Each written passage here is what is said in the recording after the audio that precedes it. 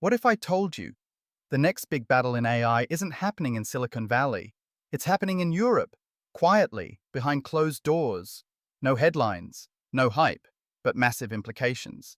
Because while the US builds the most powerful AI, Europe is trying to control how that AI can exist at all. And if they succeed, they could reshape the entire global AI industry without building a single model. Over the past few weeks, something unusual has been happening. Europe's top antitrust officials have been meeting directly with executives from major AI companies, including OpenAI, Google, Amazon, and Meta. Not to collaborate, but to scrutinize.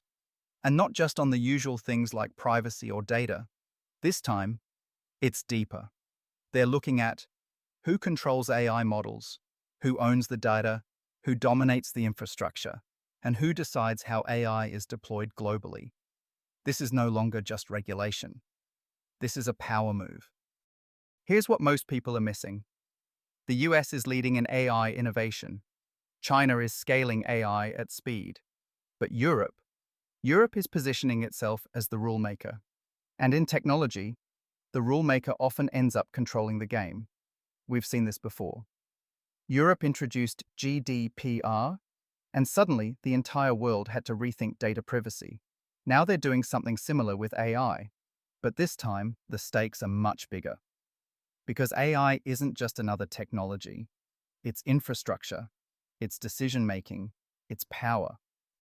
Europe is expanding its oversight far beyond social media and search. They're now targeting the entire AI stack. 1. The models.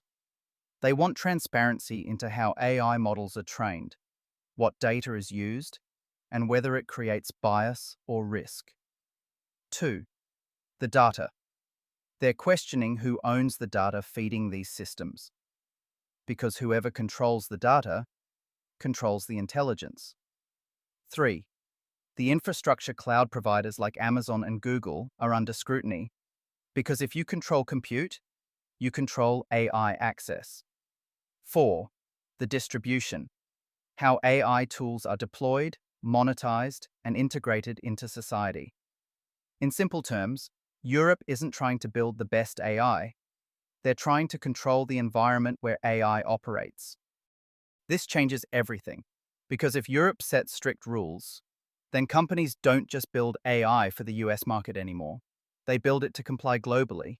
That means slower innovation cycles, higher compliance costs, and potentially fewer dominant players. But here's the bigger shift. It could limit how powerful AI systems are allowed to become, not because of technical limits, but because of policy boundaries. Now here's where it gets interesting. Europe knows it's not winning the AI race in terms of raw innovation, but it doesn't need to. Because there are two ways to win in tech. Build the best product. Control the rules everyone must follow. Europe is choosing the second, and if history is any indicator, that strategy can be just as powerful. Think about it.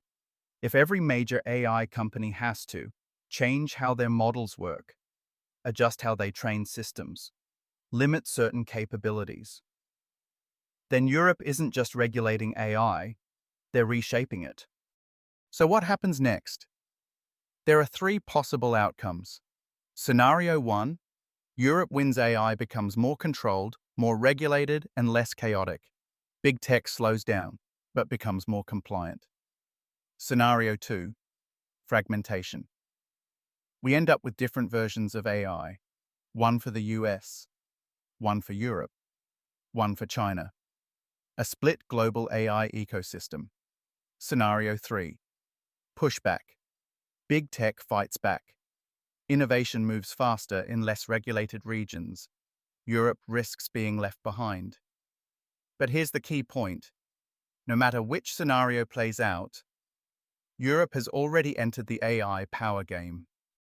The AI race isn't just about who builds the smartest system anymore. It's about who defines the rules. And right now, Europe is making a quiet but very strategic move to shape the future of AI from the outside. Not by leading the race, but by deciding how the race is run. If you want to understand where AI, finance, and global power are really heading, subscribe and stay ahead. Because the biggest shifts don't always make noise at the start. And remember, this is not financial advice, just informed analysis.